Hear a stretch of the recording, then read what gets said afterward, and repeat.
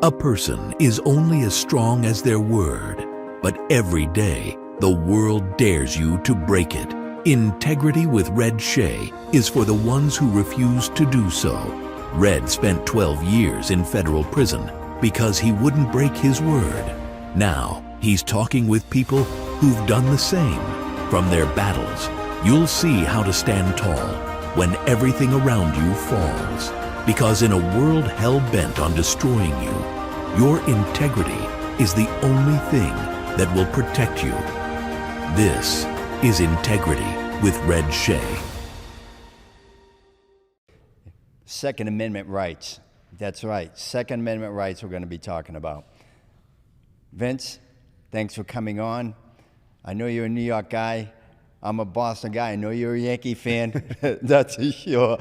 100%. We're going to have fun today with this one. Nice. So Thank Vince, you for having me on. you have a unique story that you've gone through here in California. And I can't believe it happened, and that you would be put in that position and kind of like victimized after the fact. Explain the story to the people. So basically, this was a year and a half ago. This is during 2023. Gascon was still the prosecutor. There was a lot of other things going on. LA was like, post-COVID. Definitely violence was on an uprise, home invasions. And you came from New York to California. Yeah, I moved here 10 years from the Bronx, New York. With your wife and your young daughter? Yeah, my young daughter. Now I have two daughters, but at the time I just had one. Came here, it was great, land of opportunity. It was fantastic. Then out of nowhere, LA turned into like, the Wild West, and then everybody was getting robbed. And one day, November 2023, I'm walking in my house, and two guys ran up on me with guns, put a gun to my back, like gesturing for me to go into the house to bring them in. And at the time, my wife was inside, my baby was inside, my nanny was inside because she was having dinner with us, and my wife's best friend, this Puerto Rican girl from Chicago, who I thought was super tough, but she couldn't even load a handgun afterwards. But that's neither here nor there. So they run up to me, and immediately I fucking played out every option in my head of what could happen and what would happen. And the option of letting them in the house wasn't going to happen. You know what I mean? I wasn't going to be able to live with myself as a man if I let them come to my house and pistol whip me and do whatever. And plus, I didn't have anything in the house. We had just got robbed. I had a robbery 5 months before that, so they robbed all the jewelry out of my house. They already robbed you. I already now got they're robbed. back to rob you again. Yeah, which there's nothing in So there I'm to sure rob. that New York street come out of you. Yeah, I mean, I have a rough upbringing, and I haven't been. I've been in other hard situations before, and I just said, fuck it, and I hit the guy with my tee. I seen that he turned around and continued to try to. He went brought the gun back around after he spun to wipe his face because it was hot tea. The other guy had just released his firearm. He had got it out because he had it stuck in his hoodie and he couldn't get it out. I saw the video, and he had the gun on you. Yeah. He actually had the gun on you. Yeah. And you were able to push the gun off. Yeah. And then because you had a permit to conceal carry permit, right? And you pulled your gun. Yeah. So when I drew my gun, he was turning back and had it pointed down on me. I let off. He let off.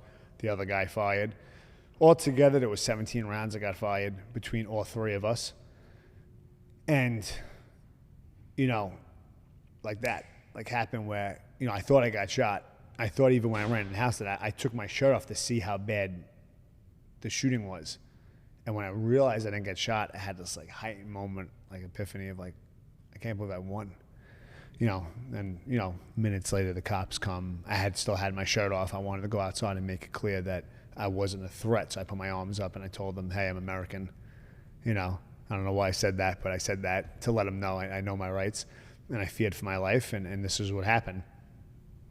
And what actually persisted after is what became such national news. So first cops on the scene were great. They were two ex-Marines. I had told them, because I knew that there was three guys that were actually armed. I knew one of them was left behind and he was on foot. So I told them, I was like, hey, this kid's running through the street. And he was firing from the street at me as he was running up the block. So he was just wildly firing. And I said, hey, this guy's running up the block. I think you guys better go get him. I You know see. what I mean? When I hear something like that, I see that as a coward. Yeah. Just run and shoot. And, Oh, just You know? yeah, just Yeah.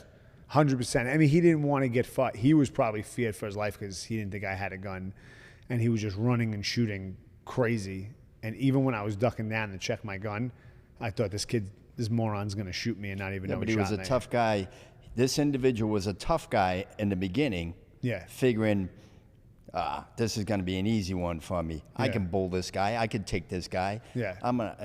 This is nothing. It's like taking candy from a baby, but it wasn't for him. No. Or the other guy. I don't think they realized what was gonna happen. You know what I mean? Neither did I. I was coming home from the gym. I wasn't I was just gonna drink tea and Well, relax. they met their match and then yeah. some. Yeah. I actually was contemplating watering the plants outside my house so my wife wouldn't break my balls. And I was thinking about that as I was getting the keys, and all of a sudden these guys run down on me. I watered up plants at the house, so my wife doesn't do that to me either. So after the cops went to go look, all the rest of the cops came. I go in the house to make sure my wife's okay. I come back outside. One of the cops tell me, go back in your house. And I said, I shut the door. And then I realized, what the hell am I doing? So I opened the door, and he yelled, what did I just say to you? I said, listen, don't speak to me like that. Don't talk to me like that. You know, you're in my yard, in my property. Like, I'm complying with you guys. I'm being cool. Do not yell at me. And the guy's like, I'm looking out for your safety. I said, my safety from what? What now? And he said, there's broken glass. And I started to laugh. I said, I was just standing there as those bullets were flying. I said, I think I'll be okay with just the glass. And, you know, we continued to have words after that. You know, he was a young kid. He was like 24 years old. I called him a couple of names and whatever. 2 days later, I get contacted that I'm going to lose. I get revoked my CCW, and then they might press charges on me also. For defending yourself. For defending myself. With a permit that was legal. Yeah. A legal permit that they gave you, a concealed firearm permit to protect your home and property. Yep. So I got a call actually by somebody else in law enforcement that was a buddy of mine and said, you better go to the news right now because they're gonna crucify you. You know what I mean? You're a successful guy. You're a business owner. You defended yourself. Why would they go to that extent to an American citizen that is protecting himself, his home, and his family? I think it was because I represented everything that they didn't like. Somebody who is carrying a gun. Think about it. Everybody that ran to the gun store after that and decided they could do this, they should do this, we should stand up to these people. That's not what they want. You know, that's not the agenda that they want. So I represented that, you know, and the video went super viral, got hundreds of millions of views. Like everybody was coming up to me. I was getting contacted by rappers were DMing me. Everybody was DMing me. It was it was a bad look on the police department's part because they didn't do any detective work. They left the bullet casings on the ground. Like if that was the Bronx and this happened, they would have arrested everybody. They would have arrested the lady walking her dog. They would have shut the block down. They would have took all the evidence. They did no evidence. And this is not against the police, but they don't have any resources. There's good cops and there's bad cops, just like there's scumbags and there's good people, like everything. You know what I mean? And I think they just stopped caring about going after these people. And then my story went so public. And then they realized they never even arrested the guy. And all they're doing is trying to put me down and make me look bad. Still to this day, somebody got a call last week by the deputy sheriff of LA. Oh, that guy, Vince. Like, he's not who you think he is. He's a scumbag. He called some other successful guy. He said, are you guys really still trying to talk about me? Trying to, like, stop me from doing business with somebody? Like, they're trying to, like... And now they're doing this to an American citizen who's actually a pillar of the community, from what I understand. Yeah. You ran the biggest toy drive for kids every year. Am I correct? Yeah. A warehouse full of toys. Am I correct? Yeah. We actually filled SoFi Stadium with toys. The football stadium, yeah. Oh, it's even bigger than that. Yeah. Every year you do this. Every year. You give back to the community, give back to kids in the community. You're a pillar of the community. You are defending yourself and your family and they're treating you like that? I think it's because, you know, they couldn't walk it back. You know, they couldn't admit what they did was wrong. They couldn't admit that they fumbled the case. Well, anybody with integrity, no matter who you are, where you come from, anybody with integrity would say, you know what? We made a mistake here. Yeah. We made a mistake. Just own up to it. We made a mistake. We shouldn't be looking at this guy this way. You know what? He had the right to defend himself. The Second Amendment goes, he had that right. Yep. He had that right. And you know what?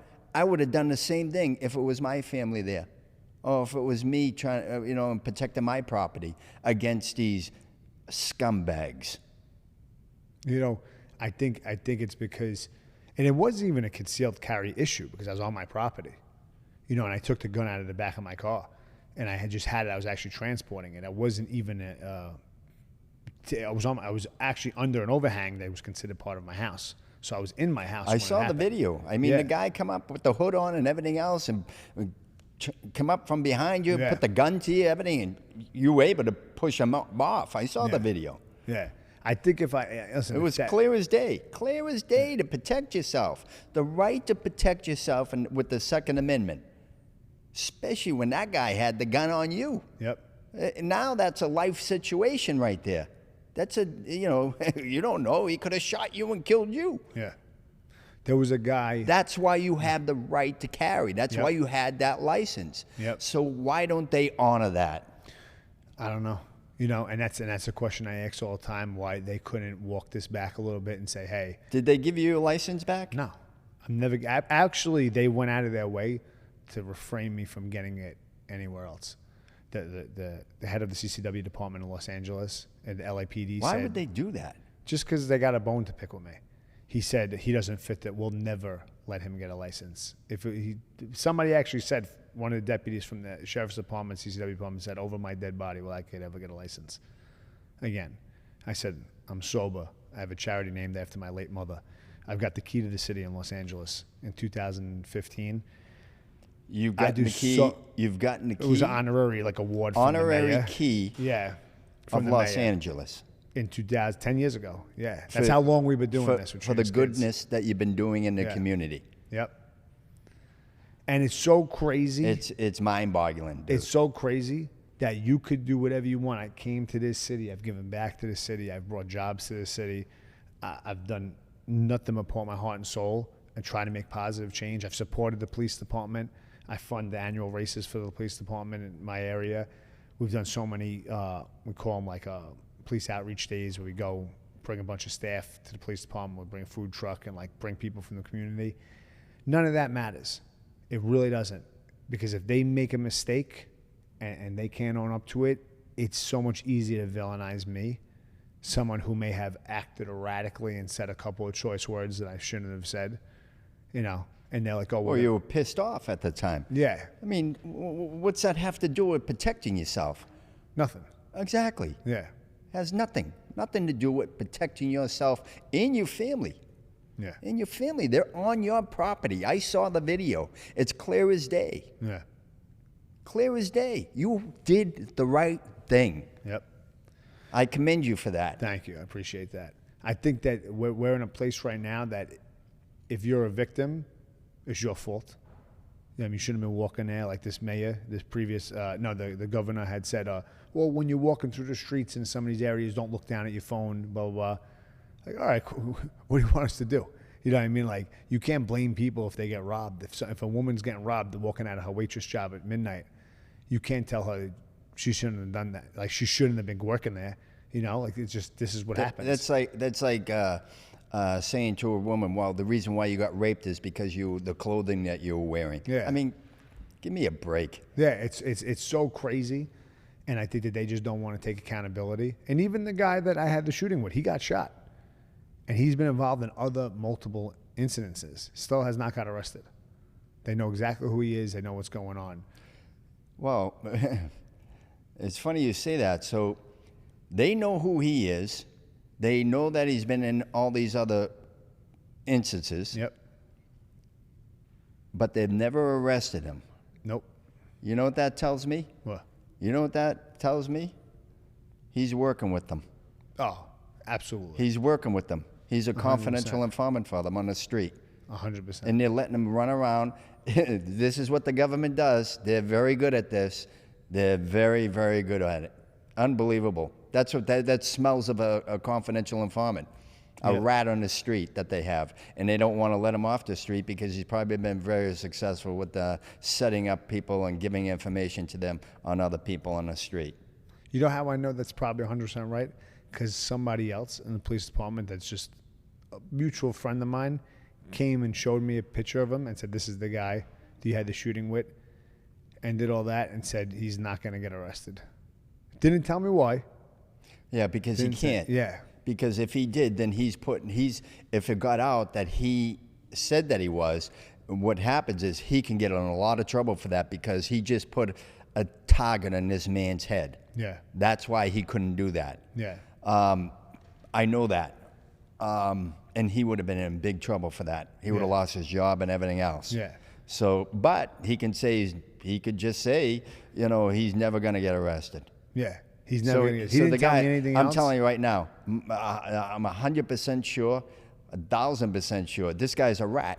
I knew it. As soon as you said that to me, this guy's a snitch. That's why they haven't arrested him and they won't arrest him because he's working with them. Yeah, it is. I think when the guy came and told me, he basically told me to look out for myself. And he said, you might have some other legal troubles besides the other troubles that you may have. You got to be careful. And I'm like, I've been hitting here trying to do the right thing the whole time I'm here. I've been like, why would you have more legal troubles? What other legal troubles? with the shooting. Like they would look to do anything.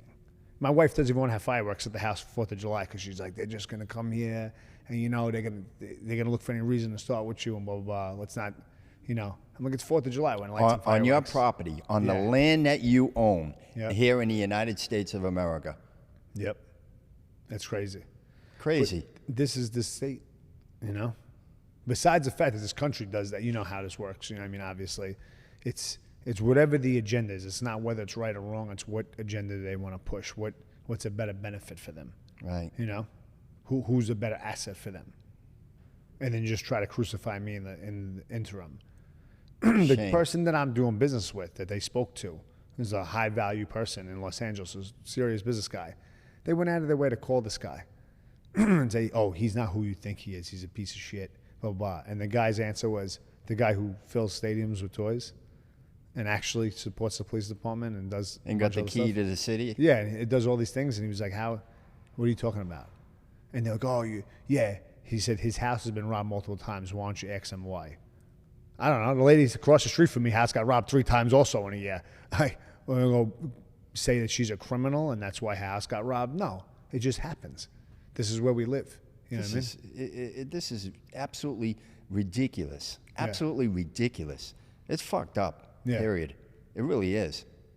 I don't get it. I mean, I think that there's going to be change. Obviously, there has to be. I think with the new administration and what's going on, there may be some, uncovering of problems.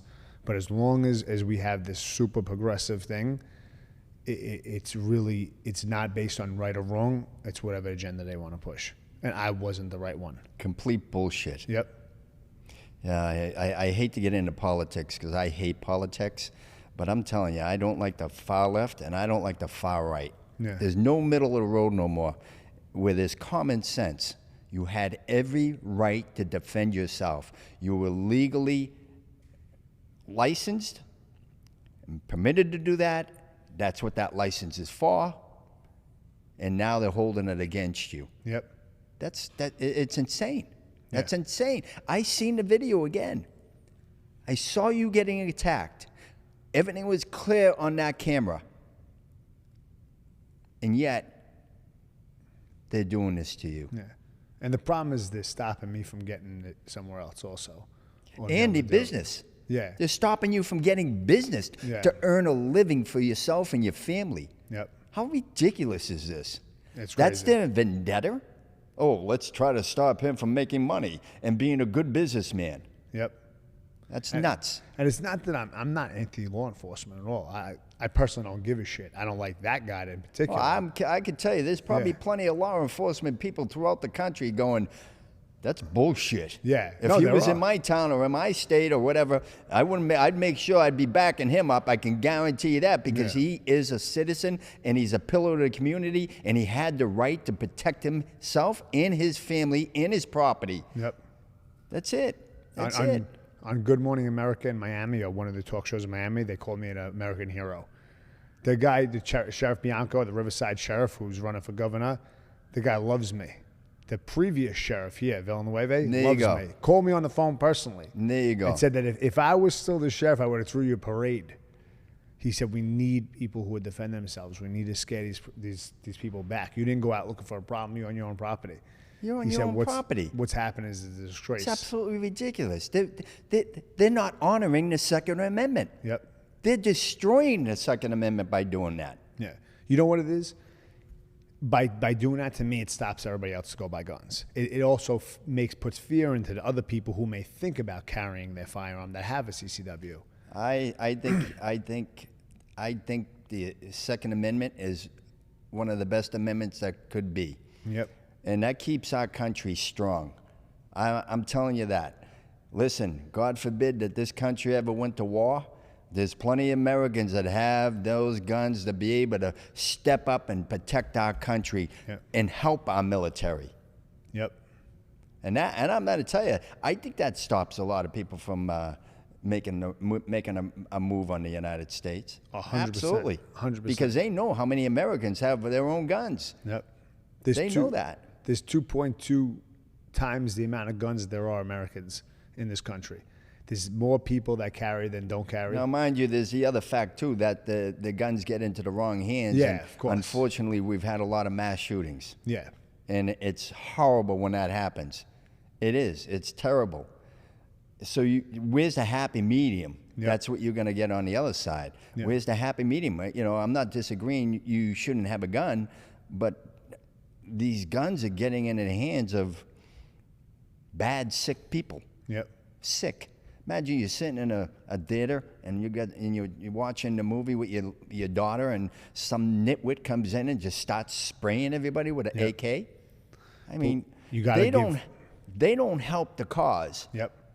They don't help the cause, and those people that happened to, that's horrible, horrible. And I know you agree with that, but at the same time, I'm a believer in the Second Amendment no matter what. I really am. Because it's people like you that don't abuse it, that not crazy, that deserve to be able to protect themselves. Yep. You should be able to have that. You should be able to do that. Now, if in that movie theater had 2 or 3 guys like me in there, maybe that guy wouldn't have even got off one shot. Yeah, that's a good possibility too. There's the guy last week that tried to go do a mass shooting in that Christian church. I saw that. And they took him down before he even got in there. The one in Texas, they got him too. And Good. Some good old boys that are chasing him down and getting him. There's an American hero right there. Yeah. But if you take the guns away from those people, they won't be able to do that. They can't do that. They'll come in and just slaughter everybody. Because the guns are out there. Bad people have them. So all you're doing is restricting good people, and you're letting the bad people keep them. Well, I can't have a gun anymore because of my background. Yeah. But I think even with a guy like me, I think the Second Amendment, there should be some type of, leeway. Listen, yeah, this guy went away when he was a young guy and did time or whatever, felony and stuff like that. But this guy's been out of prison so long, he's changed his life around, and he should be able to get that right back again. Yeah. I believe in that also. Yeah. I do. I mean, somebody who's never been in trouble for so long and has changed their lives around to be a better person in society, why not? Why not? Why not give them that right back? But yet you hold it against them for the rest of their lives? I don't get that.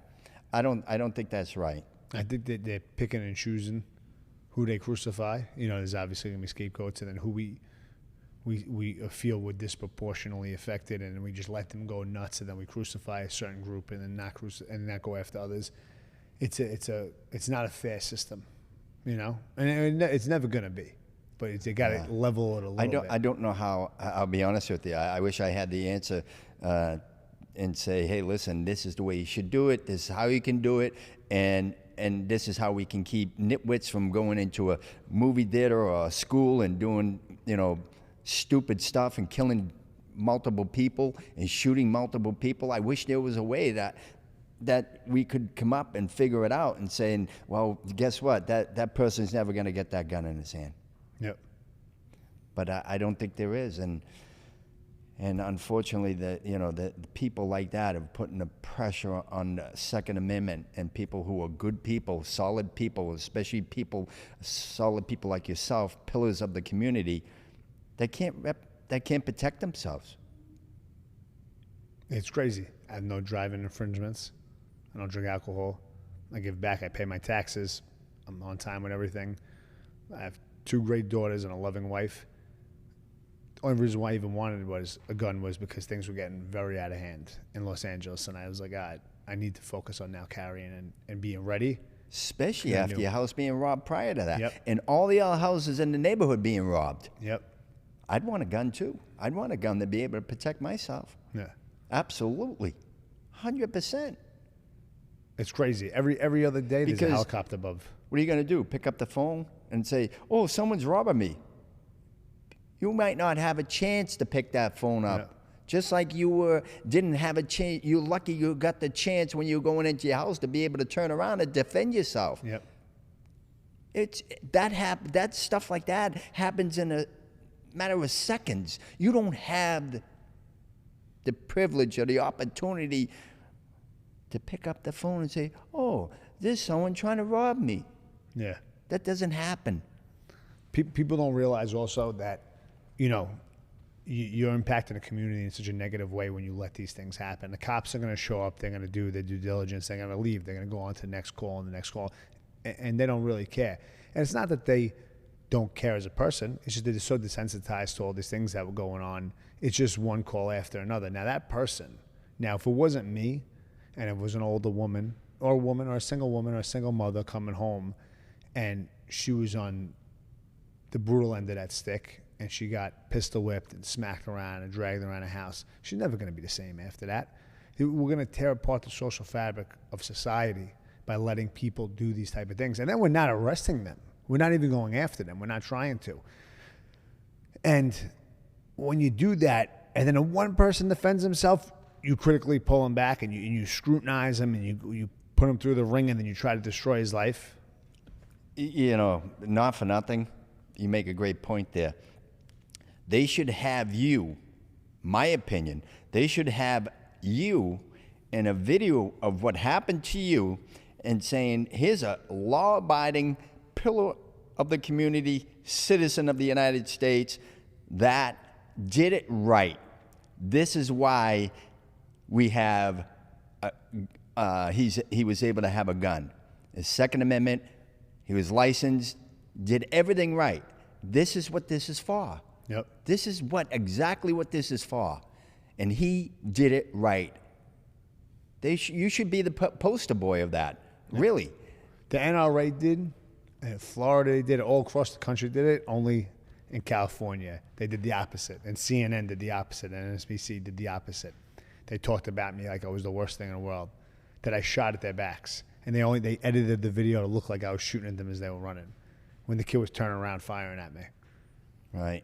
Because that was the agenda they want to push. I don't understand it, because I don't understand how some of these things work all the way. I was just on the losing end of it. Listen, spur of the moment, your life is on the line, which it was. Yep. I saw the gun. I saw the gun in his hand, Yeah. pointed right at you. Spur of the moment, got to do what you got to do. Listen, I'm going to shoot and answer questions later. I'll tell you that. That's who I am. That's the type of person I am. I'd rather shoot and answer questions later when my life is on the line. Yeah. I don't care. I don't care. I'm trying to protect myself and my family. So I'm going to ask questions. You can I'll answer questions later, but I'm going to make sure I'm shooting first to protect myself and my family. And that's exactly what you did. Yep. I tell you one thing. Oh, wait a minute. I'm going to wait and see Oh, yeah, well, his back is turned and he's firing back at you. I tell you one thing. What should you have done? Hit the ground, cried? I mean, Yeah. come on. If I would have let them in my house, because they did play out like, oh, you should have just let them in. What would they have taken if you didn't have anything there? I said, well, no, that's not the way it works. They would have assumed that we were lying. They probably would have. They would have. There's another story of something similar that they did go in the house and they pistol whipped the woman, ended up breaking her skull, doing a bunch of other stuff, and like they showed how brutal people can be, which we all know.